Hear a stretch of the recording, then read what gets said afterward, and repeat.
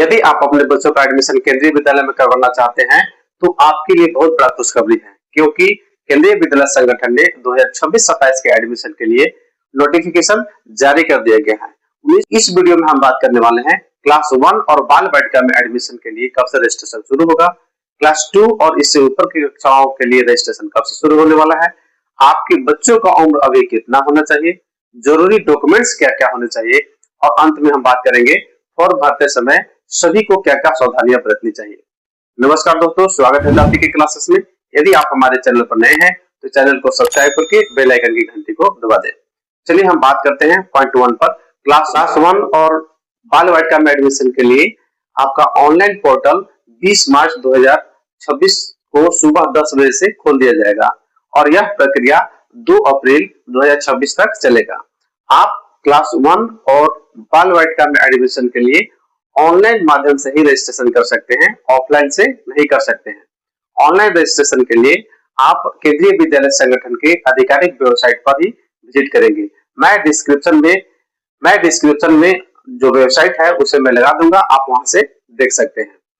Class 2 और उससे ऊपर के बच्चों की बात करूं तो ऑफलाइन फॉर्म भरे जाएंगे, ऑनलाइन फॉर्म भरे नहीं जाएंगे। इसके लिए 2 अप्रैल से 8 अप्रैल तक फॉर्म भरा जाएगा, लेकिन शर्त यही रहेगा कि आप अपने बच्चों को जिस केंद्रीय विद्यालय में एडमिशन देना चाहते हैं वहां सीट खाली होनी चाहिए। करने का मतलब यह है कि आप यदि 2 क्लास में एडमिशन देना चाहते हैं तो 2 क्लास में यदि 2 क्लास में सीट खाली होगा तब आपको ऑफलाइन फॉर्म भरना होगा। अब मैं एज की बात करूं तो क्लास 1 के बच्चों के लिए 31 मार्च 2026 तक आपका 6 साल पूर्ण जाना चाहिए। 31 मार्च 2026 तक यदि 6 साल से कम है तो आपका क्लास 1 में एडमिशन नहीं हो पाएगा। यदि कुछ ज्यादा है तो एडमिशन हो सकता है। अब हम बात करते हैं बाल वाटिका की। तो बाल वाटिका को 3 भागों में बांटा गया है, बाल वाटिका 1, बाल वाटिका 2, बाल वाटिका 3। इस सेशन से केंद्रीय विद्यालय में बाल वाटिका में भी एडमिशन प्रारंभ हुआ है। पहले ये प्रक्रिया नहीं था, लेकिन इससे अभिभावकों को सुविधा मिलेगी। जैसे कि आप नर्सरी, एलकेजी, यूकेजी में एडमिशन करवाते थे, वही कंसेप्ट है आपका बाल वाटिका। तो बाल वाटिका 1 जो है आपका 3 से लेकर 4 साल तक उम्र होना चाहिए बच्चों का। इसका निर्धारित किया गया है इसका उम्र सीमा निर्धारित किया गया है 31 मार्च 2026 से आपका 3 से लेकर 4 साल तक होना चाहिए बाल वाटिका 1 के लिए। यदि आपका बच्चा 4 साल से 5 साल के बीच में है तो बाल वाटिका 2 में इसका ऑनलाइन फॉर्म भरे। यदि आपका बच्चा 5 से 6 के बीच में है तो बाल वाटिका 3 में ऑनलाइन रजिस्ट्रेशन करें। इससे आपको फायदा यह होगा कि यदि बाल वाटिका में एडमिशन आपका बच्चा को हो जाता है तो वह ऑटोमेटिक जब वो अगला सेशन में जाता है तो क्लास 1 में उसका एडमिशन हो जाएगा। इसे प्रक्रिया करने की आवश्यकता नहीं है। अब हम बात करते हैं जरूरी डॉक्यूमेंट्स की। क्या क्या जरूरी डॉक्यूमेंट्स होने चाहिए। अभिभावक ऑनलाइन फॉर्म भर देते हैं, लेकिन प्रायः यह देखा जाता है कि डॉक्यूमेंट के अभाव में उनका रजिस्ट्रेशन देखा जाता है कि ऑनलाइन फॉर्म तो भर देते हैं, लेकिन डॉक्यूमेंट्स के अभाव में आप एडमिशन नहीं करा पाते हैं। तो इसके लिए जरूरी है, जो मैं बता रहा हूं आप उसे ध्यान से समझेंगे।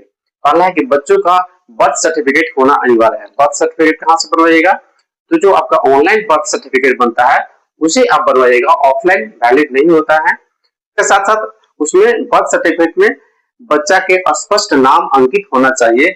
जो आप बच्चा के नाम रखना चाहते हैं, जो आपका बच्चा के नाम है, उस बर्थ सर्टिफिकेट में नाम होना चाहिए। दूसरा जरूरी डॉक्यूमेंट जो है कलर फोटो। कलर फोटो आप उस तरह के अपलोड करेंगे जो बैकग्राउंड हो वो बहुत ज्यादा डार्क नहीं हो, हल्का बैकग्राउंड वाला कलर फोटो आप करेंगे। कोई जरूरी नहीं है कि आप वो स्टूडियो में ही जाकर आप उसे खिंचाएं, आप अपने मोबाइल से भी एक खींच सकते हैं, आप उसको बना सकते हैं। अगला हम बात करेंगे, यदि आप बीपीएल कैटेगरी में हैं तो जरूर आप बीपीएल कैटेगरी वाले कोटा में अप्लाई करें, वो बीपीएल कार्ड आप जरूर रखें, इससे एडमिशन होने की संभावना ज्यादा बढ़ जाती है। अगला मैं जरूरी डॉक्यूमेंट्स की बात करूं तो आप यदि जनरल में हैं तो ईडब्ल्यूएस, यदि आप ईडब्ल्यूएस में आते हैं तो ईडब्ल्यूएस सर्टिफिकेट आप जरूर बनवाइए, इससे आपकी संभावना बढ़ जाती है एडमिशन के। ओबीसी वाले बच्चे हैं, एससी एसटी वाले बच्चे हैं तो आप उसका भी कैटेगरी सर्टिफिकेट बनता है, कास्ट सर्टिफिकेट बनता है, आप उसे जरूर बनवाएं, इससे आपको बेनिफिट मिलेगा। अगला मैं जरूर डॉक्यूमेंट्स की बात करूं तो एड्रेस प्रूफ होना जरूरी है।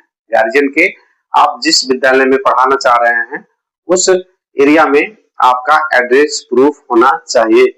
नंबर ऑफ ट्रांसफर, यदि आप सरकारी कर्मचारी हैं, गवर्नमेंट सर्विस हैं, तो जितना बार आपका ट्रांसफर हुआ है आप उसे शो जरूर कीजिएगा। ऑनलाइन फॉर्म जब भरिएगा तो उसमें जरूर आप दिखाइएगा। पिछले 7 साल में जितना बार आपका ट्रांसफर हुआ है आप उसे दिखाइएगा, तो जितना अधिक बार जिसको ट्रांसफर हुआ होगा उसके बच्चों को ज्यादा बेनिफिट मिलने वाला होता है। इसको ये जरूरी डॉक्यूमेंट्स थे। इसके मैं बात करूंगा फॉर्म भरते समय आप क्या क्या सावधानी बरते। तो पहला, फर्स्ट ऑफ ऑल, आप फॉर्म भरते समय जो भी डॉक्यूमेंट्स अपलोड करने के लिए कहे जाएंगे आप उसे अच्छा गुड क्वालिटी में अपलोड कीजिए और केंद्रीय विद्यालय संगठन के आधिकारिक वेबसाइट से ही भरेंगे। जब आप फॉर्म भरवा रहे हैं, यदि आप एलिजिबल हैं, आप सभी चीजों को समझ पा रहे हैं, तो खुद से फॉर्म भर सकते हैं। यदि आप किसी भी चीज में डाउट है तो आप ऑनलाइन जो फॉर्म भरवा रहे हैं किसी एक्सपर्ट से भरवा लीजिए, कोई जानकार आदमी से भरवा लीजिए। उसमें आप जरूरी सूचना जरूर डालना है, जो इंपॉर्टेंट सूचनाएं हैं उसको मिस नहीं करना है। अगला मैं बात करूं कि जितने भी आपका सूचना है वो सभी के सभी 100% फैक्ट होना चाहिए, क्योंकि जब आपका बच्चा के एडमिशन के लिए बुलाया जाएगा, आपका बारी आएगा एडमिशन के लिए, आपको बुलाया जाएगा, तो सारे डॉक्यूमेंट्स चेक किए जाते हैं केंद्रीय विद्यालय द्वारा। इसके बाद ही आपको एडमिशन के लिए परमिशन दिया जाता है। तो केंद्रीय विद्यालय में एडमिशन के लिए ये जरूरी महत्वपूर्ण सूचना था। और आप क्या जानना चाहते हैं केंद्रीय विद्यालय में एडमिशन के लिए, आप मुझे कमेंट करके बताएं। यदि आपको कोई परेशानी है, यदि आपको कोई प्रश्न है, तो आप मुझे कमेंट करें, मैं इसका जवाब देने का प्रयास करूंगा। मिलते हैं अगले वीडियो में, तब तक धन्यवाद।